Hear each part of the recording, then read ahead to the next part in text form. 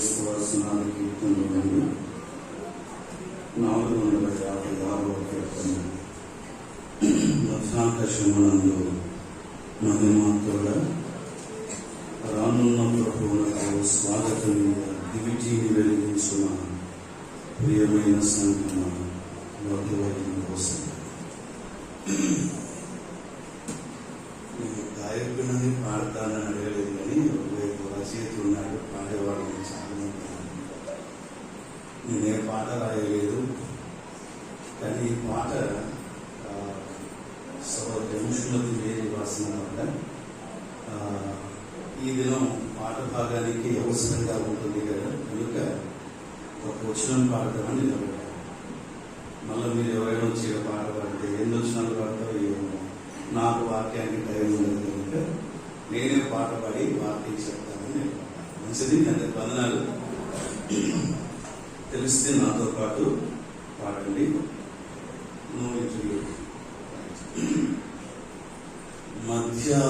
మధ్యాకాశమునందు మహిమాతోడా రానున్న ప్రభువునకు స్వాగతమియ్యా. మధ్యాకాశమునందు మహిమాతోడా రానున్న ప్రభువునకు స్వాగతమియ్యా.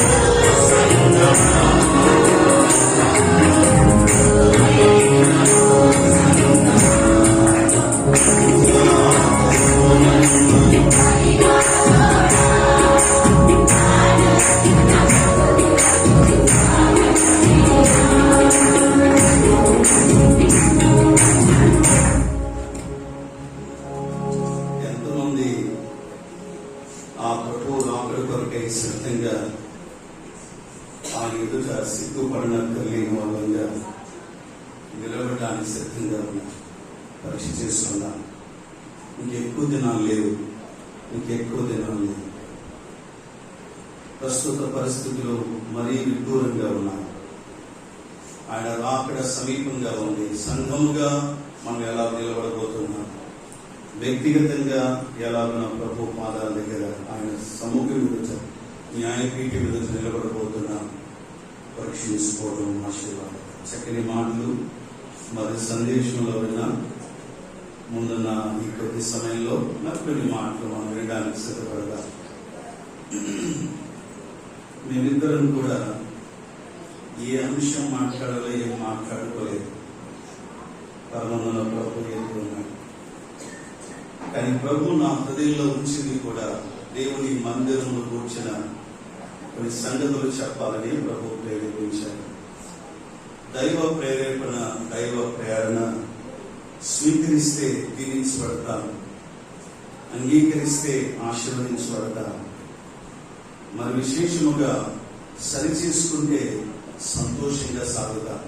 కనుక దేవుని మందిర విలువ ఎరిగిన వారమై మందిరంలో ప్రవర్తించడం ఆశీర్వాదకరం. ఈ సమయంలో నేను 2 వచనాలు పాత నిబంధన గ్రంథంలో చదువుతాను.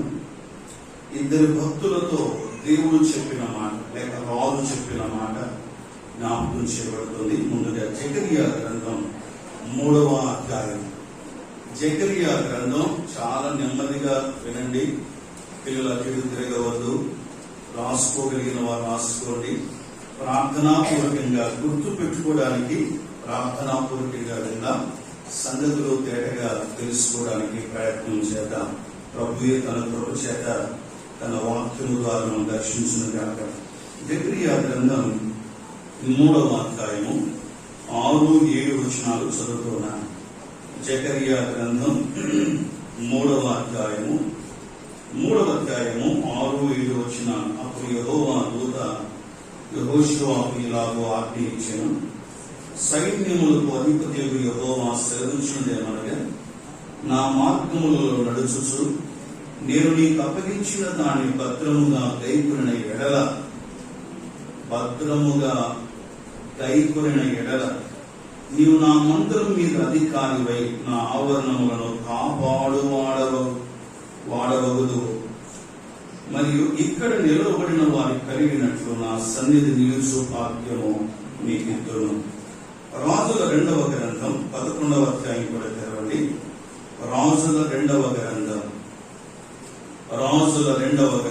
11వ అధ్యాయం 11వ అధ్యాయము తెరిచి అందులో 1-2 వచనాలు నేను చదువుతాను. బైబిల్ ఉండే తప్పక చూడండి. రాజుల 2వ గ్రంథం 11వ అధ్యాయం 5వ వచనం చదువుతున్నాను. మీరు చేయవలసినది ఏమనగా, విశ్రాంతి దినమును లోపల ప్రవేశించు. మీరు 3 భాగములై, ఒక భాగము రాజమందిరమునకు కాయువారై ఉండవలెను. ఆ తర్వాత 6వ వచనం, ఒక భాగము 100 గుమ్మము దగ్గర కాపు చేయవలెను. ఒక భాగము కాపు కాయువారి వెనకటి గుమ్మము వద్ద ఉండవలెను.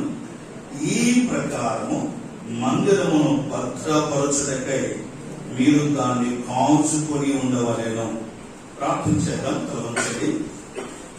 ఈ ప్రకారము మందిరమును భద్రపరచుటకై మీరు దానిని కాల్చుకొని ఉండవలెను. ప్రేమగా మాట్లాడి దివ్యమైన తలంపులను మీ గ్రంథంలో నుండి మీ దాసులు నిలబెట్టుట వలన మాకు ఇచ్చారు. అందును బట్టి స్తోత్రం. గ్రంథమును బట్టి మిమ్మల్ని స్తుతిస్తున్నాను. ఈ గ్రంథం మా సొంత భాషలో మీరు దయచేసినందుకు స్తోత్రం. మేము కేవలం పాత్రడం మాత్రమే మీ చేత వాడబడుతూ ఉండగా తల ఉంచి నమస్కరిస్తున్నాను. ఇది మీ కృప తప్ప మరొకటి కానే కాదు. కేవలం మీ కృప మాత్రమే. మరొక దాసు నిలబడి ఉన్నాడు. ఈ దాసుని కూడా మరుగుపరిచి అవసరమైనంత మాటలను అవసరమైనంత వరకు మీరే దయచేయండి. మీ ఆత్మ చేత నడిపిస్తుండగా స్తుతించడానికి కృప చూపమని విశ్వాసంతో మిమ్మల్ని స్తుతిస్తూ ముందు చెప్పబడిన మాటలు ప్రజల హృదయాలు స్థిరపరచబడుతూ ఉండగా ఈ మాటలు కూడా మీరు మీ కృప చేత ప్రజల హృదయాలు స్థిరపరచమని ప్రభు యేసుక్రీస్తు నామమున అడుగుచున్నాము తండ్రి. ఆమేన్. రైట్. దయచేసి మంచిది శ్రద్ధగా ఆలకిద్దాం. ముందు చెప్పిన సందేశం మా అందరి హృదయాల్లో అలాగే స్థిరపడాలన్నది నా ప్రార్థన. దేవుని మహాకృప చేత నన్ను కూడా దేవుడు అదే కోవలో నడిపించాడు కనుక మీరు మీ కొరకు మరొక బేస్ వేయాల్సిన అక్కరలేదు. విన్నది దాని ఎక్స్టెన్షన్ గా, విన్న దానికి కొనసాగింపుగా ఈ మాటలు మీరు ఉంచుకోవడం మంచిది. దేవుని మందిరం ఆరంభంలో సహోదరుడు దేవుని సేవకులు జ్ఞాపకం చేశారు. దేవుని మందిరం అనగా జీవము గల దేవుని సంఘం.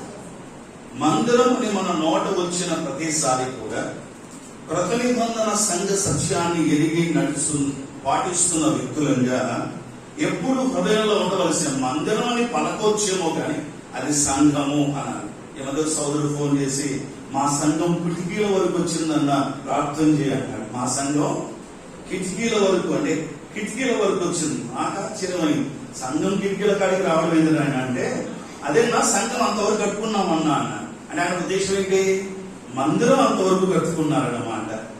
సో మనం కొన్నిసార్లు పదాలు రకరకాలుగా వాడుతూ ఉంటాం. ఏదేమైనా దేవుని మందిరం సంఘం, దేవుని సంఘం ఎంత విలువైందో మొదట మనం అర్థం చేసుకోవాలి.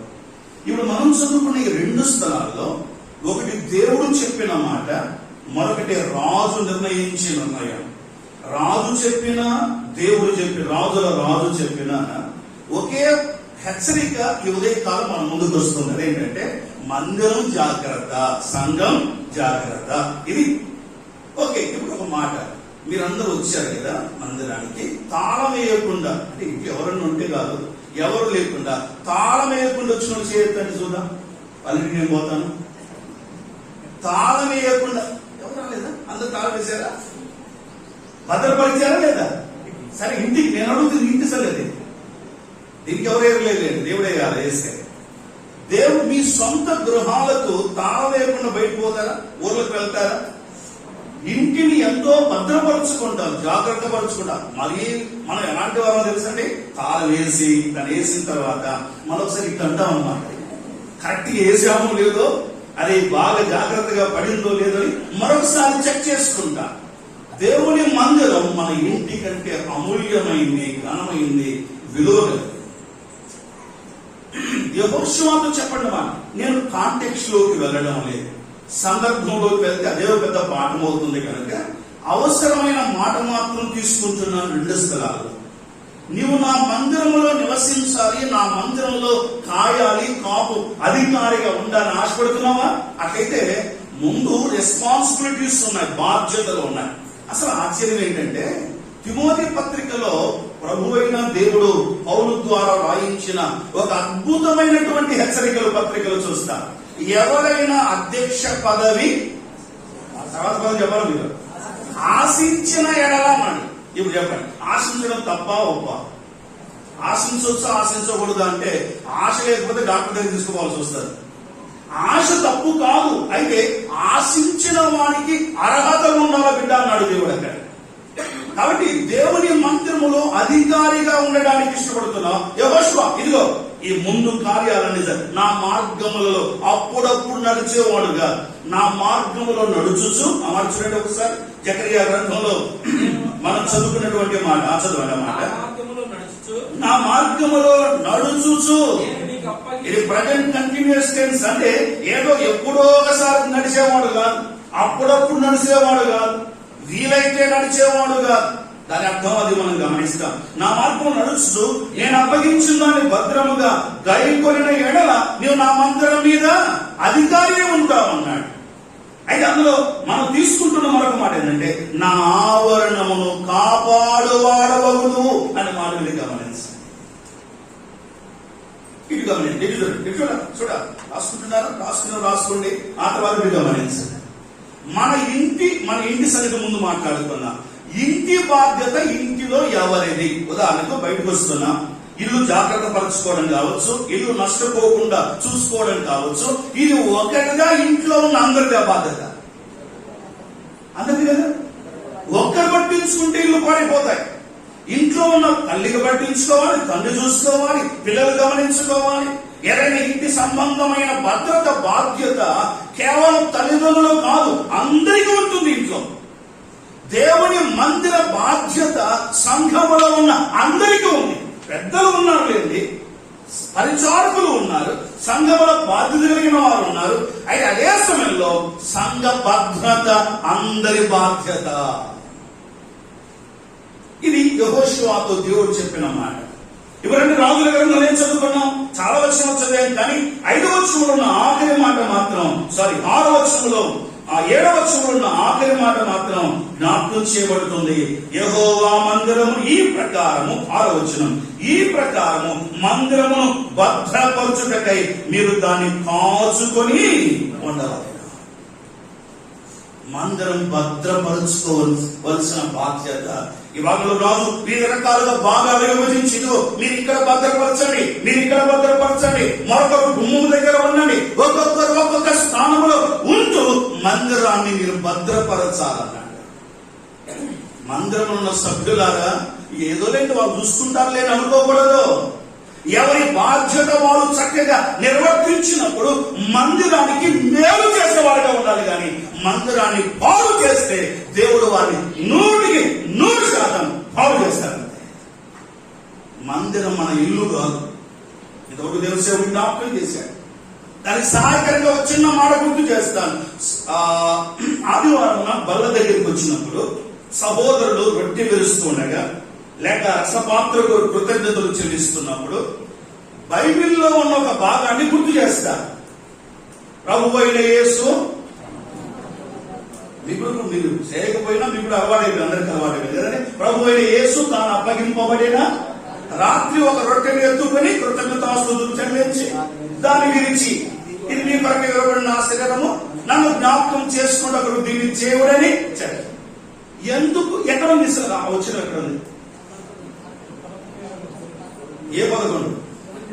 అది మళ్ళా కొరింథీ మొదటి పత్రిక 11 అధ్యాయం ఉంది. ఇటువంటి జాగ్రత్త వినండి. ఎందుకు పౌలు ఆ మాట రాశారు అక్కడ? ఆ మాట అక్కడ ప్రస్తావించడానికి కారణం ఏంటి? వాస్తవంగా 11వ అధ్యాయంలో ఆరాధన క్రమాన్ని చెప్పడానికి కారణం ఏంటంటే, వారు కూడి రావడంలో ఏమాత్రం తక్కువ కావట్లేదు.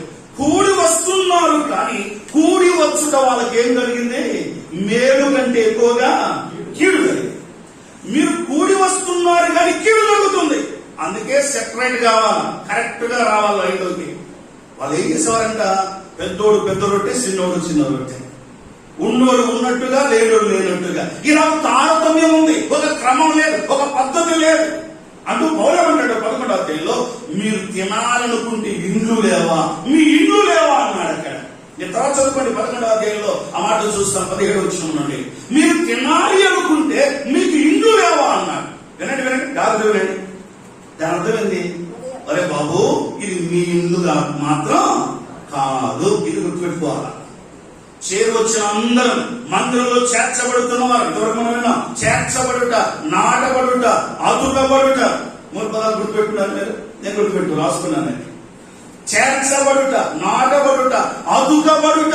ఇలా చేర్చబడిన మనం బాగా ఒళ్ళు నిండా మనకు ఉండవలసిన జాగ్రత్త ఏంటో తెలుసా? ఇది నా ఇల్లు కాదు, దేవుని ఇల్లు. నా ఇల్లు అని ప్రవర్తించినామా? ఉదాహరణకు మీ ఇంటికి వచ్చాను నేను, వచ్చి ఏం బ్రదర్ సోఫా అందుకు అక్కడ పెట్టారు, అట్టే ఇటు పెట్టండి సోఫా, ఆ చైర్స్ ఎక్కడ వేశారు, ఇటు పెట్టండి, ఇటు పెట్టుకోండి చైర్స్ అని ఇలా అరేంజ్మెంట్స్ అంతా నేను చెప్తున్నాను అనుకోండి. మీరేమనుకుంటా చెప్పండి? మామూలు ఏమనుకుంటా చెప్పండి. ఇదేందో నేను వేదిక మీద ఉన్నాను కనుక ఇంకేదో చెప్పకుండా మామూలు ఏమనుకుంటారు? నేను సేవకుని కనుక ఏదో వచ్చావు బాబు మనసులో ఇది అనుకోండి. బయటికి మాత్రం మంచిదిలేనా, సరేనా అంటాం. కానీ లోపల మాత్రం ఎవరు కూడా చెప్పండి, వచ్చినావు నీ పని చూసుకో, ఇక ఆమె ఏం చేస్తే ఒక టీ కప్ ఇస్తాం, టీ దాగి మర్యాద వెళ్ళిపోవాలి. కానీ మా ఇల్లు చెప్పండి గట్టిగా, మా ఇల్లు చెప్పరే. మీ ఇంటికి వచ్చి ఎవరైనా అడ్జస్ట్మెంట్లు చేస్తే మీరేమంటారు? ఇది మా ఇల్లు, మా ఇష్టం అంటారు. మళ్ళీ ఇది మీ ఇల్లు, మీ ఇష్టం జరగడానికి ఏమని జరగాల్సిందే బ్రదర్. ఎవడు నువ్వు? నువ్వు ఎవరు ఇలాగ జరగాలనుకోవడం? ఇది నీ ఇల్లు కాదు. జాగ్రత్త. ఎవరి కొద్దిగా మాట ఉపయోగిస్తున్నాను. ఒళ్ళు దగ్గర పెట్టుకుని బతకాలి. మనందరం కూడా ఒళ్ళు దగ్గర పెట్టుకొని బతకాలి. అందుకే ప్రభు అయిన దేవుడు మీకు బైబిల్ నేను 2వ వచనం చూపించాను. మిగతా చాలా వచనాలు నా వరకు నేను నోట్ చేసుకున్నాను. నాకు దొరికింది 63 స్థలాల్లో దేవుని మందిరం జాగ్రత్త అనే పదాలు అనే ఆ భావం 63 స్థలాల్లో నేను చూశాను బైబిల్ చదువుతున్నాను. దేవుని మందిరం భద్రపరచుకోవాలి. ఓకే, ఇది మన కాన్సెప్ట్ లేక అంశం. ఇది దేవుని మందిర భద్రత బాధ్యత ఎవరెవరిది? అందరిది. పెద్దలా ఉంది బాధ్యత, పరిచారకులా ఉంది బాధ్యత. ఎవరి పెద్దలు ఎవరి పరిచారం అది వేరే అంశం. సరే, కాబట్టి అందరి బాధ్యత ఉంది మందిరాన్ని కాపాడుకోవాలి. అక్కడ ఇప్పుడు ప్రశ్న ఏంటంటే, ఇటు చూడు నా వైపు, ఇదేమంటారు దీన్ని? అదేదో కొత్త వస్తువు చూస్తున్నాడు, అందరూ సీరియస్ గా చూస్తున్నారు. అందరూ తెలిసిందే కదండి ఇది. ఇదేంటి? Phone, mobile phone. ఇది దాదాపు 30,000 వరకు ఉండొచ్చేమో. చాలా ఏం దగ్గర అనుకొని ఈ 30,000 ఖరీదు కలిగిన ఈ ఫోన్ ఇప్పటికే దరిదాపు ఇది చాలా విడగలైపోయింది. చూడండి, అయినా దీన్ని నేను ఎంత జాగ్రత్త పెట్టుకుంటాను. కార్లో కూర్చున్నా ఒకవేళ జాగ్రత్త ఎక్కడ పెట్టో అక్కడ పెట్టుకుంటా. వెంటనే నిద్ర నుంచి లేచామనుకోండి, ఇవి అడిగి ఎక్కడ ఉందో చూసుకుంటా. ఆఫ్టర్ 30,000 సెల్ ఫోన్ పగిలిపోయింది, పాడైపోయింది. రేపు పక్కన పడాలి. ఒక దాన్ని మనం భద్రపరచుకోవాలి అంటే దాని విలువ తెలిస్తేనే భద్రపరచుకుంటాం. రండి, 3 మాటలు చూపిస్తాను. తెలిసిన మాటలు, కొత్తవేవి. ఆ 3 విషయాలు ఈ ఉదయకాలం ఒక్కసారి మనమున్న సమయంలో వాటిని ధ్యానం చేద్దాం, అర్థం చేసుకుందాం, ఒళ్ళు దగ్గర పెట్టుకుని బతుకుదాం. ఇది నాది కాదు. ఇంత విలువైన సంఘంలో దేవుడు మనం చేర్చుకున్నాడు. ఏముందని చేర్చుకున్నాడు మనల్ని? ఒక మాట చెప్పనా? దేవుని పేరు వినండి, జాగ్రత్త వినండి. ఎంత భయం వస్తుందో కొన్నిసార్లు ఈ మాట ఆలోచన చేసినాను. ప్రభు యొక్క పేరు ఆయన నామం ఉచ్చరించడానికి కూడా అర్హత లేదు మనకు. ఎక్కడో ఉండాల్సిన వాళ్ళ ఒకవేళ పాతిక మందిర లెక్క ఈ రోజు ఉండింటే మనం అంత దూరంలో ఉండాల్సిన వాళ్ళు చూసుకుంటూ సమర్పడాల్సిన వాళ్ళు. మనం దేవుని నామమునకు మహిమ కలుగును గాక. ఎంత గొప్ప దేవుడు అండి ఆయన మనం చేర్చుకున్నాడు, అతుకబడ్డాం ఆయన శరీరంలో. మనము దేవుని మందిరంలో నాటబడ్డాం. రండి, మందిర విలువ మొదట అర్థం చేసుకోండి. ఇలా రాసుకున్న వారు పెట్టుకోండి, సంఘ విలువ లేక మందిర విలువ అని పెట్టుకుందాం. మొదటి మాట చూద్దాం. మొదటి మాట సంఘం. తెలిసిన మాట, ఇది జీవము గలది. కొత్తది ఏం కాదు, పదం రాసుకోండి. అయినా ఇది జీవము గల సంఘము. జీవం గలదంటే సత్యంగా బతికిందా? చెప్పాలి మీరు. బతికిన సంఘమా, సత్యన సంఘమా? జీవము గలది. జాన్ లోలస్ జీవము గలవాడు. చచ్చాడా, బతికాడా? చచ్చిపోలేదు, బతికే ఉన్నాడు. దేవుని మందిరం అనే మాట, సంఘం అనే మాట మన నోట, మన మనస్సులో, మన ఆలోచనలో వచ్చిన ప్రతిసారి మనకు గుర్తు కావాల్సిన మాట. రెఫరెన్స్ వస్తాయి. విల్సన్ అంటుంటాడు, రెఫరెన్స్ తెలుసు కానీ డిఫరెన్స్ లేదంట. మనకు రెఫరెన్స్ తెలిసి సరిపోదు, అది మన మనస్సులో స్థిరపడిపోవాలి. దేవుని మందిరం నంబర్ 1 జీవము గలది. వచ్చిన అక్కడ తిమోతి మొదటి పత్రిక 3వ అధ్యాయం 15 వచ్చిన తిమోతి మొదటి పత్రిక 3:17. ఆయనను నేను ఆలస్యము చేసినలా దేవుని మందిరంలో అనగా జీవము గల దేవుని సంఘములో జనులు ఎలాగూ ప్రవర్తించవలను అది నీకు తెలియవలని ఈ సంగతి నీకు రాయిస్తున్నాను. ఆ సంఘము సత్యమునకు స్తంభము ఆధారమునై ఉన్నది. ఇది జీవము గల దేవుని సంఘం. ఆయన జీవము గలవాడు. వెనక్కి ఆయన ఎంత జీవము గలవాడు అంత జీవము కలిగింది సంఘం. ఆయన జీవము ఎలాంటిదంటే పేతురు మొదటి పత్రిక 1:2 మనం చూస్తాం. అది శాశ్వత జీవము గల దేవుని సంఘం. శాశ్వత జీవము గలవాడు ఆయన. ఇలా చూస్తుంటే చాలా మాటలు ఉన్నాయి. అయితే దీన్ని అర్థం చేసుకోవడానికి బైబిల్ లెక్కలోకి వెళ్ళి ఒక మాట మనం విందాం. నమ్మకం చెప్పండి. దేవుని మందిరం ఎలాంటిది అన్న చెప్పాలి. దేవుని మందిరం ఎలాంటిది? జీవము గలది. ఇంకోసారి చెప్పండి. మూడోసారి చెప్పండి. Very good. ఎలాగో జీవము గలదో ఆ జీవం ఎంతవరకు ఉంటుందో ఈ జీవాన్ని ఎవరు ఏమీ చేసుకోలేదో ఒక చిన్న ఉదాహరణ చెప్తాను వినండి. సంఘం ఎప్పుడు ప్రారంభమైంది? సంఘ ఉనికి, సంఘం దేవుని మనసులో ఆదిలో నుండి ఉండిలేండి. కానీ సంఘ ఉనికి ప్రారంభమైంది ఎక్కడ? ఎదురు కళ్ళు చూపించాను. అపొస్తలుల కార్యముల గ్రంథం 2వ అధ్యాయంలో పెంతుకోస్తు దినాన. మళ్ళీ పెంతుకోస్తు అది గుర్తొచ్చింది. వాళ్ళు పేరు పెట్టుకున్నారంటే 50వ దినము అని అర్థం పెంతుకోస్తు అంటే. రైట్. సో పెంతుకోస్తు దినాన బాగా వినాలి. మీరు అటు చూస్తే అయిపోతుంది సంగతి. జాగ్రత్త వినాలి. పెంతుకోస్తు దినాన సంఘం ప్రారంభమైంది. ఎంతవరకు ఉంటుంది? ప్రభు వచ్చేంత వరకు సంఘం భూమి మీద ఉంటుంది. యెరూషలేములో పెంతుకోస్తు దినాన 120 మంది వరకు కూడుకున్న వాళ్ళు. 120 మంది. అపొస్తలుల కార్యముల 15-16 అనుకుంటాను వచనాలు. 120 మంది కూడుకున్నారు. దేవుని వాగ్దాన ప్రకారం ఎదురు చూస్తున్నారు, ప్రార్థన చేస్తున్నారు. పరిశుద్ధాత్మ దేవుడు వారి మీదకి కుమ్మరించాడు. వన్ టైం జరిగేది, మాటి మాటికి కుమ్మరించబడేదే లేదు. పరిశుద్ధాత్మ దేవుడు కుమ్మరించబడ్డాడు. అక్కడ సంఘం ఆరంభమైంది. ఇంచుమించు 3000 మంది చేర్చబడ్డారు. మీరు అపొస్తలుల బోధ ఎందును చెప్పండి, సహవాసమందును ఇది కూడా చూడాలన్నా చూడకుండా చెప్పండి వచ్చినాలని. అపొస్తలుల బోధ ఎందును, సహవాసమందును, రొట్టె విరుచుట ఎందును, ప్రార్థన చేయడం ఎందును. అక్కడ ఆరంభమైన సంఘం విస్తరిస్తుంది, విస్తరిస్తుంది, విస్తరిస్తుంది. దర్శి వరకు కూడా విస్తరించింది. దీన్ని ఆపేవాడు ఎవరు లేరు. ఎంతవరకు అంటే ఆపాల్సింది ఆయన ఆపాలి. ప్రభు సంఘం కోసం వచ్చినప్పుడు సంఘం ఎత్తబడుతుంది. దేవుడు కోపగిస్తే కొన్ని మందిరాలను ఆయన వదిలిపెట్టాడు. నంబర్ 1 షిలోహు. ఆశ్చర్యమేంటో తెలుసండి, పాల్గొనండి. జీవాన్ని పోసింది ఆయనే, దాన్ని కొనసాగిస్తుంది ఆయనే. మాట వినకపోతే దేవుడు మందిరాన్ని వదిలిపెట్టిపోయాడు. షిలోహు జరిగింది ఎప్పుడు? సమూయేలు గ్రంథంలో. కానీ ఇర్మియా కాలంలో ఏమంటారో తెలుసా? జాగ్రత్త బిడ్డలారా, మీరు నా మాట వినకపోతే షిలోహు చేసినట్టు నేను చేస్తా. ఈనాడు చాలా మందిరాల్లో దేవుని సన్నిధి కులం ఉంది. షిలోహు మందిరమును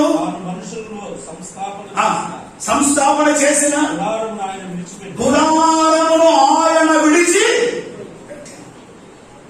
ఎందుకు కారణం ఏంటి? వినండి, మాట చెప్తున్నాను. ఈ స్టేట్మెంట్ దానికి నేను నిలబడతాను కంటే చెప్తున్నాను. అనేక మందిరాలు ఉన్నాయి, అనేక సహవాసాలు ఉన్నాయి. దేవుని సన్నిధి నిజంగా వారి మధ్య లేదు. దేవుడు మనం విడిచిపెట్టిపోతే ఎంత చచ్చిన స్థితిలో ఉంటారో చెప్పమంటే ఇన్ని ఉదాహరణలు నా దగ్గర చెప్పడానికి. నంబర్ 1 చెప్పండి, దేవుడి మందిరం ఎలాంటిది? గట్టి చెప్పాలి.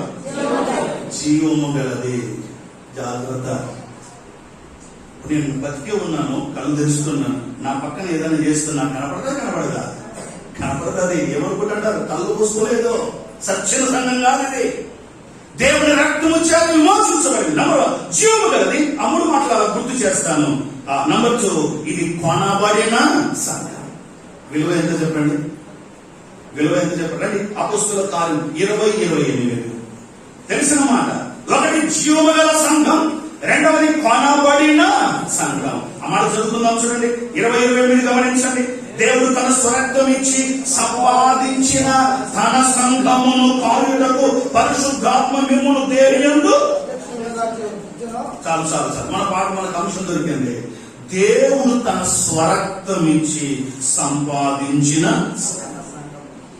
ఒక మాట రాసేసుకుందాం ఇక్కడే. ఎఫెసీ పత్రిక 5:27 చదవండి. 5వ అధ్యాయం ఆ పారాగ్రాఫ్ లో లేక ఆ భాగంలో లాస్ట్ మాట చదువుతున్నాను. అది కలంకమైన. ఎఫెసీ 5:27 ఎఫెసీ పత్రిక 5వ అధ్యాయం 24, 25, 27 వచనాల్లో ముఖ్యంగా 27వ వచనంలో అది కలంకం, నేను చదువుతున్నాను, అది కలంకమైనను ముడతైనను అట్టిది మరి ఏదైనా లేక పరిశుద్ధముగా నిర్దోషమైనగాను మహిమగల సంఘముగాను ఆయన తన ఎదుట దాన్ని నిలబెట్టుకునవాలని వాక్యమును ఉదరిస్థానముతో దాన్ని పవిత్రపరిచి పరిశుద్ధపరచుటకై లాస్ట్ మాట చెప్తున్నాను, దాని కొరకు తన్ను తాను. మీరు ప్రత్యక్ష గుడారం ఫోటో ఎంతమంది చూశారు? ప్రత్యక్ష గుడారం అక్కడక్కడ బైబిల్లో కానీ అక్కడక్కడ ప్రత్యక్ష గుడారం ఫోటో చూసిన చేతులు ప్రత్యక్ష గుడారము ఆ నమూనా చూసిన చేతన్నాను చూడలేదు. ఎప్పుడు చూడలేదు అంటే చూపారు ఒకసారి మీకు వినండి. ప్రత్యక్ష గుడారం పాత నిబంధన గ్రంథంలో దేవుడు మనుషుల మధ్య నివసించడానికి ఏర్పాటు చేసింది. ఎక్కడ? 25:8 నిర్గమాకాండంలో, నేను వారి మధ్య నివసించినట్లు వారు నాకు పరిశుద్ధ స్థలమును నిర్మించవాలని అన్నాడు. 25:8 ఆ ఫస్ట్ పారాగ్రాఫ్ లాస్ట్ మాట ఉంటుంది, నేను వారి మధ్య నివసించినట్లు వారు నాకు పరిశుద్ధ స్థలం నిర్మింపవలను. ఎనిమిది వచ్చేమైనా 25:8 నేను వారి మధ్య నివసించినట్లు వారు నాకు పరిశుద్ధ స్థలమును నిర్మింపవలేను. వినండి, చాలు చాలు ఇది జాగ్రత్తగా నమ్మకం. పూర్వ దినాల్లో మనుషుల మధ్య దేవుడు నివసించడానికి ఏర్పాటు చేయబడింది ప్రత్యక్షపు గుడారం. ఈ ప్రత్యక్షపు గుడారం దగ్గరికి మనుషులు రావాలి అంటే ఆవరణం వరకే రావాలి. వారు అంతకంటే లోపల కూడా అడగలేదు. లోపల పనిచేస్తున్న లేవీలు కూడా ఆవరణం వరకే వారి పరిస్థితి అంతా. అయితే యాజకులు నింపబడిన వారు మాత్రమే పరిశుద్ధ స్థలములోకి వెళ్లేవారు. ఆ తర్వాత ప్రధాన యాజకుడు సంవత్సరానికి ఒక్కసారి అతి పరిశుద్ధ స్థలములోనికి వెళ్ళేవారు. మనం చెప్తున్నాను, దేవుడు ప్రజల మధ్య నివసించడానికి ఏర్పాటు చేయబడింది ప్రత్యక్షంగా. దేవుని యొద్దకు ప్రజలు రావాలి అంటే ఒట్టి చేతుల్లో పోవడానికి లేదు, ఏదో ఒక బలి తప్పక ఉండాల్సింది. ప్రత్యక్ష దగ్గరికి వెళ్దాం అనుకోండి, ఆ ద్వారం దగ్గర నిలబడ్డారు. యాజకుడు లోపల నుంచి బయటకు వస్తాడు. ఏం బాబు ఎందుకు వచ్చావు? అయ్యా, నా పాప పరిహారం కొరకాయి నేను బలి అర్పించడానికి వచ్చాను. నా పాపాన్ని బట్టి నాకు దేవుడికి దూరమైపోయింది కనుక నేను బలి అర్పించడానికి వచ్చానని నేను తీసుకొచ్చిన ఆ బలి పశువా లేక ఇంకేదైనా సరే అది యాజకుడి చేతులు పెడతారు. అప్పుడు యాజకుడు దాన్ని వదిలించి దాని రక్తమును ప్రోక్షిస్తాడు దేవుని సన్నిధిలో. అప్పుడు ఈ పాపి అయిన మనుషుడు దేవునితో సంబంధం ఏర్పడుతుంది. హెబ్రీ పత్రిక చదవండి. మన ప్రభు యేసుక్రీస్తు వారు చెప్పిన మాట ప్రస్తావించబడింది 10వ అధ్యాయం 5వ వచనంలో. హెబ్రీ పత్రిక 10:5 దేవుని మందిర విలువ అర్థం కావడానికి చెప్తున్నాను ఈ మాటలన్నీ కూడా. హెబ్రీ పత్రిక 10. కాబట్టి ఆయన ఈ లోకములో ప్రవేశించినప్పుడు ఇలాగూ చెప్పుచున్నాడు, బలియు అర్పణ నీవు కోరలేదు గాని నాకు ఒక శరీరమును అమర్చి ఉన్నావు. ఆయన అంటే ఎవరైనా మన ప్రభు అయిన యేసుక్రీస్తు. బాగునండి, బలుల ద్వారా అర్పణల ద్వారా మనుషుడు దేవునికి దగ్గర అయ్యేవాడు పాత నిబంధన గ్రంథంలో. బాగా జాగ్రత్త వినాలి. ఒక వ్యక్తి దేవునికి సమీపం కావాలి అంటే పాత నిబంధన లెక్క ప్రకారం బలి వలన అర్పణ వలన దేవుడికి దగ్గర అయ్యేవాడు. ఇప్పుడు ప్రభువు యేసుక్రీస్తు వారు ఏమంటున్నాడు? ఇక బలియు అర్పణ నీవు కోరలేదు, నాకు ఒక శరీరాన్ని అమర్చున్నావు. ఆ శరీరము కలువరి శిలువలో మన కొరకై బలివుట వలన, ధారపోయిట వలన, విరగొట్టబడినందువలన, చీల్చబడినందువలన ఆ దేవుడు మనకు దేవుని సన్నిధానంలోనికి ప్రవేశాన్ని ఇచ్చాడు. సేమ్ 10వ అధ్యాయంలో 10వ అధ్యాయము 19 నుండి 21 వచనాలు. హెబ్రీ పత్రిక 10:21 10వ అధ్యాయం 19 నుండి 21 వచనాలు. సహోదరులారా, క్రీస్తు మన కొరకు ప్రతిష్ఠించిన మార్గమున అనగా నూతనమైనది జీవము గలదియు ఆయన శరీరమును తెర ద్వారా ఏర్పరచబడిన మార్గమున ఆయన రక్తము వలన పరిశుద్ధ స్థలమందు ప్రవేశించుటకు మనకు ధైర్యము. ఈ ఉదయకాలం అమ్మ సహోదరులారా, సంఘ బాధ్యులైన పెద్దలారా, సహోదర పరిచారకులారా, అందరూ మాట్లాడాలి. దేవుని మందిర ప్రవేశం మనకు అంత ఉచితంగా దొరికిందే కానీ అది అంత విలువ లేనిది మాత్రం. ఆయన తన శరీరాన్ని పాత నిబంధన కాలంలో ముఖ్యంగా ఆనాడు ప్రభు మరణించిన సమయంలో అప్పుడున్న ఆ దేవాలయపు తెర ఏమైందట, నడిమికి పై నుండి కిందికి నడిమికి చిరిగిపోయింది. లోపలికి ప్రజలు ప్రవేశించడానికి అర్హత దొరికింది. క్రీస్తు తన శరీరాన్ని కలువరిలో అప్పగించుకోవడం వలన, ఆయన తన రక్తమంతా కార్చడం వలన మనకు లోపలికి ప్రవేశం దొరికింది. దీన్ని అంత సులువుగా చూసుకుంటావా? అంత నిర్లక్ష్యమా? 30,000 పెట్టిన ఈ మొబైల్ ని ఇంత జాగ్రత్త చూసుకుంటున్నావే. యేసయ్య తన రక్తానంతా కాచి ఎవరు మనం ఏ మాత్రం విలువైనటువంటి వాళ్ళం మనల్ని ఎంత విలువ కలిగిన వారికి చేశాడు చూశారు. ఆయన చేత కొనబడిన సంఘం. నన్ను దర్శిలో ఎక్కడ సెంటర్లో పెట్టి ఈ అబ్బాయిని అమ్ముతున్నామన్నది నాకు ఎంత కలిగిస్తారు? ఎంత కలిగిస్తారు? తెల్లలు చేసే వీడియోని పట్టుకొస్తాడు మనకు. నాకు ఎక్కువ ఖరీదు, లోకం నాకు ఖరీదు కడుతుండేమో కొన్ని వేల లక్షల రూపాయలు. కానీ యేసయ్య అడుగుతారు, ఓ యేసయ్య నా ఖరీదు ఎంతయ్యా అని అంటే ప్రభు అంటాడు, బిడ్డ నీ ఖరీదుతో తెలుసా? నా రక్తం ఎంత విలువైందో అంత ఖరీదు నీవు అంటాడు ప్రభు. సోదరి సోదరులారా, మందిరాన్ని నిర్లక్ష్యం చేయమండి. ఆడుకోవద్దని మందిరంలో. ఇది నీ ఇల్లు కాదు. ఈ మందిర విలువ ఏమంటుంది అంటే, నంబర్ 1 ఇది జీవము గలది, నంబర్ 2 ఇది కొనబడిన సంఘం. రండి, 3వ మాట జ్ఞాపకం చేసి ఇప్పుడు అన్న చదివాడు. మత్తయి సువార్త 16:18 రాయబడిన మాట ఇది ఆయన సంఘం. అధికారి ఆయనే. 16:18 చదువుదాం. మరియు నువ్వు పేతురువు 16:18 మత్తయి సువార్త. మరియు నువ్వు పేతురువు, ఈ బండ మీద నా సంఘమును కట్టుదును, పాతాళ లోక ద్వారములు దాని ఎదుట నిలవనేరవని నేను నీతో చెప్పుచున్నాను. నా సంఘము అన్నాడు. సంఘం ఎవరు చెప్పండి? గట్టిగా బాధ. కొన్నిసార్లు మాట వరుసలో ప్రసంగాల్లో గాని అక్కడక్కడ గాని నా సంఘం అని అనొచ్చేమో, అదే పెద్ద పొరపాటు ఏం కాదు. కానీ బుద్ధిపూర్వకంగా ప్రపంచంలో ఎవరు కూడా నా సంఘము అని నడిపి వెళ్ళి నాట్ అట్ ఆల్. నా కారు, నా ఇల్లు, నా పిల్లలు అది కూడా అనకూడదు. మామూలుగా ఏమన్నా తెలుసా? దేవుడు నాకు ఇచ్చిన కారు, దేవుడు నాకు ఇచ్చిన ఇల్లు అన్నారు. నా సంఘము అన్నడికి ఎవరికి అధికారం లేదు. ఎందుకంటే దీనికి ప్రాణం పెట్టింది కొన్నిది మనం, కొన్నది మనం. ఒక మాట వినండి, అధికారి ఆయనే కనుక పౌలు ఏమన్నాడో తెలుసా? అపోస్తల కార్యములు 20వ అధ్యాయం. అపోస్తల కార్యములు 20వ అధ్యాయంలో దేవుడు తన స్వరక్తం ఇచ్చి సంపాదించిన తన సంఘమును ఇంతవరకు దేవుని సేవకుడు జ్ఞాపకం చేశారు. తన సంఘమును కాయుటకు అని పోలన్నాడు. ఆయన సంఘం మీద కాయడానికి దేవుడు మనల్ని ఏర్పాటు చేసుకున్నాడు. పెద్దలను, సువార్థికులను, కాపరులను. ఇప్పుడు పేతురు ఏమంటాడు చూద్దామండి. పేతురు మొదటి పత్రిక 5వ అధ్యాయం. పేతురు ద్వారా దేవుడు మాట్లాడుతున్న మాట చూడండి. పేతురు మొదటి పత్రిక 5వ అధ్యాయము 2 నుంచి 4 నేను చదువుతున్నా. బలిని చేత కాక నోటీస్ పాయింట్ అన్నాడు. ఈ బలాలు ఉపయోగించే స్థలం కాదు ఇది. బలాలు ఎక్కడ ఉపయోగిస్తారు చెప్పండి?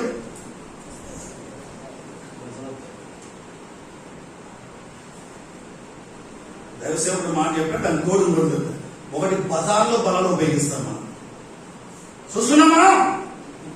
ఎవరు బజార్లో ఉపయోగించుకుని బలాలు పోటీ ఉంటారు కదండి, కుస్తీ, అక్కడ నీకు బలం చూపిస్తారు. బలిని చేత ఏమంత విలువెలుగుతాం కొన్నిసార్లు మనం. ఏ బలాలు కనపడుతుందా చూద్దామన్నాను. ఈ మధ్య ఒక స్థలంలో, వేరే జిల్లా లేదు, మన మీ జిల్లా కాదు, ఒక స్థలంలో పోటీ పడింది. అంటే నేను వెళ్ళాను సమాధానం ఏమంటే దాన్ని సరిచేయడానికి వెళ్ళాల్సి వచ్చింది. వెళ్తే 2 పార్టీలు ఉన్నాయి. ఒక పార్టీ అయినా మోషన్ నాకు ఫోన్ చేశాడు, ఎంత దూరం వచ్చావు? నేను దూరం వచ్చానన్నా. ఏం సంగతి అంటే, నువ్వు వచ్చినావంటే నా బలమేతో చూపించుకోవాలి నీకు అన్నాడు. ఆయన ఫోన్ చేసి చూద్దాంలేనా నీ బలం ఎంతో చూద్దాం తర్వాత చూద్దాంలే అట్లా మాట్లాడేది చెప్పుకుంటూ వచ్చాను. ఆ ఫోన్ పెట్టేసి ఒక 6 నిమిషాల కల్లా 5-6 నిమిషాల కల్లా ఇంకొక ఆయన ఫోన్ చేశాను. నో నా బలం చూద్దురు ఆయన ఎంత ఉందో అన్నాడు. నేను మందిరంలోకి పోకుండా వాళ్ళిద్దరిని ఫోన్ చేసిన బయటకు పిలిచాను. నేను అందులో పోలా పిలిచి అంత చాలా నేను పోయేసరికి చాలా మంది వచ్చేసాను. ఇప్పుడు వీళ్ళిద్దరి బలాన్ని తెలుసుకుంటారని బయట పెట్టిన వాళ్ళు బలిమించేతగాక మనం కంప్లీట్ చేద్దాం ముగిద్దాం. బలిమించేతగాక దేవుని చిత్త ప్రకారము ఇష్టపూర్వకముగాను ఇంకా కొంచెం ఇక్కడ ఆగాల్సిందే. ఇష్టపూర్వకంగా చేయాలా లేదా? కానీ ఎవరి ఇష్టము? అమ్మ మాట్లాడే దేవుడి చిత్త ప్రకారమైనది మన సొంతం కాదు. దేవుడి చిత్త ప్రకారం ఇష్టపూర్వకంగాను దుర్లాభాపేక్షతో కాక సిద్ధ మనసుతోను మీ మధ్య ఉన్న దేవుని మందను పై విచారణ చేయించు దానిని కాయుడి. నెక్స్ట్ మాట, మీరు మీకు అప్పగింపబడిన వారి పైన ప్రభువులైనట్టుండక మందకు మాదిరులుగా. విషయం ఏంటంటే వినండి, ఇది ప్రభువుని చెప్పడానికి ఈ మాట చదవబడుతుంది. మీకు మందను ఇప్పుడు కాపరులతో మాట్లాడుతున్నాడు ఈ మాట, పెద్దలతో మాట్లాడుతున్నాడు ఈ మాట, ఆ బాధ్యత కలిగిన వాళ్ళతో మాట్లాడుతున్నాడు ఈ మాట. ఏమన్నాడంటే, బిడ్డ నీకు దేవుడు మందని ఇచ్చినాడు, మందను కాయమన్నాడు, మర్యాద కాయాలి అంతే తప్ప దాని మీద ప్రభుత్వం చేయడానికి మాత్రం నీకు వీలు లేదు. నీకు అప్పగించబడిన మంద మీదనే ప్రభువులుగా ఉండొద్దంటే ఈనాడు ప్రాంతీయ ప్రభులు ఎక్కువ మంది అయిపోయారు. సిగ్గు చేయడం, అవమానం, బాధాకరం. ఒక ఆయన వచ్చినాడు, నా సంగతి నీకు తెలుసా అన్నాడు. చాలా చిన్నోని చాలా పోరాటాలు ఎదుర్కొంటున్నా, నా సంగతి నీకు తెలుసా అన్నాడు. అంకుల్ నాకు తెలుసు అంకుల్ అన్నా, నేను ఈ ప్రాంతానికి అంతా వెళ్తున్నాను అన్నాడు. రెఫరెన్స్ చూపి అంకుల్ అని అడిగిన, ఈ ప్రాంతానికి అంతా వెళ్ళండి రెఫరెన్స్ చూపించండి అంకుల్ అన్నా. వాళ్ళు మూసుకున్నాడు. ఇవ్వబడిన మంద మీదనే పెత్తనాలు చేద్దరు బాబు, కొంచెం మర్యాద బతుకు, ఇది నా మంద, నేను రక్తం ఇచ్చి కొన్నాను, దీని మీద జాగ్రత్తగా ఉండాలి, దీని మీద ప్రభుత్వం చేయడానికి లేదు, మాదిరిగా ఉండి నీ మాట ద్వారా కాదు నీ నడవడిక ద్వారా మందిరాన్ని నడిపించని ప్రభు చెబుతూ ఉంటే,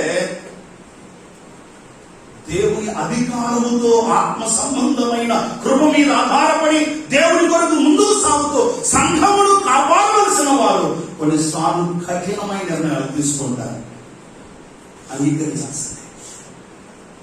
for edification of the local assembly, స్థానిక సంఘము యొక్క క్షేమం కొరకై నడిపించేవారు కొన్ని అధికార సంబంధమైన అధికారాలు తీసుకుంటారు. కఠినంగా అనిపించవచ్చు. ఇప్పుడు మనం తీసుకుంటూ లేక నడుపుకుంటూ వెళ్తున్న మంద కాపరి గొర్రెల కాపరి, మా నాన్న గొర్రెల కాపరి. అందుకే మా నాన్న జీవిత సాక్ష్యాన్ని కూడా పేరు పెట్టాం, గొర్రెల తొట్టిలో నుండి అని ఎత్తి పెట్టాం. మా నాన్న చాలా ఏళ్ళు గొర్రెలు కాశారు. అనేక సార్లు తన సందేశాల్లో గొర్రెలు కాసేటప్పుడు ఎదురయ్యే పరిస్థితులు చెప్పేవాడు. గొర్రెలు కాస్తూ ఉన్నప్పుడు, ఆ మందను నడిపిస్తూ ఉన్నప్పుడు మంద కాపరి భిన్నమైన నిర్ణయాలు తీసుకుంటూ ఉంటాడు. దానికి మంద తప్పక విధేయత చూపించాల్సి. తర్వాత వస్తాం ఆ తర్వాత బాగా. ఎందుకు? సంఘము మంద క్షేమకరంగా ఉండడానికి. అంతేగాని అయితే ఆ నిర్ణయాలు కూడా మాదిరికరమైన నిర్ణయం. అది మాట ఇక్కడ మనం గమనిస్తున్నాం. లేఖనం ఖచ్చితంగా చెబుతోంది. సోదరి సోదరులారా, ఈ 3 మాటలు మనసులో ఉంచుతుంది. అందుకే ఇంటి పైన 10:21 ఎవరి పత్రిక దేవుడి ఇంటి పైన అని మాట్లాడండి. 10:21 ఇంటి పైన నాయకుడిగా ప్రభు ఉన్నాడు. అందుకు బట్టి దేవుని సంఘక్షేమం కొరకే ఓ మాట చెప్పనివ్వండి. నేను రెఫరెన్స్ అవి కూడా తర్వాత చూద్దాం. కానీ సంఘంలో భిన్నమైన వ్యక్తులు ఉన్నారు. ఒకటి పెద్దలు ఉన్నారు, రెండవది పరిచారకులు ఉన్నారు, బాధ్యత కలిగిన వారు. ఫిలిప్పీ పత్రికలో ఉంది, మొదటి భాగంలోనే ఉంది. ఏ పత్రికలు లేని స్టార్టింగ్ ఫిలిప్పీ పత్రికలో చూస్తాం. సంఘంలో కాపరులు ఉన్నారు, పెద్దలు ఉన్నారు, పరిచారకులు ఉన్నారు, బోధకులు ఉన్నారు. వీరందరూ ఎవరి బాధ్యత వారు నిర్వర్తిస్తూ ఉంటారు. అయితే వినండి, సంఘ క్షేమాన్ని కాని ఏదైనా సంఘంలో ఉన్న వారు తీసుకున్నట్లయితే పెద్దల విషయంలో ఎలాంటి ప్రవర్తించాలో తిమోతి పత్రిక నెమ్మదిగా వారి దగ్గరికి వెళ్ళి, అయ్యా మీరు తీసుకున్న నిర్ణయం సంఘానికి ఈ విధంగా ఇబ్బందికరంగా ఉంటుంది, అని మర్యాదగా నెమ్మదే చెప్పాలి కానీ లేకపోతే గందరగోళం చేస్తే కాలు ఎరగొడతాడు దేవుడు అంతే. దానికి ఒక పద్ధతి ఉంది, ఒక క్రమం ఉంది, క్రమశిక్షణ చర్యలు ఉన్నాయి సంఘంలో.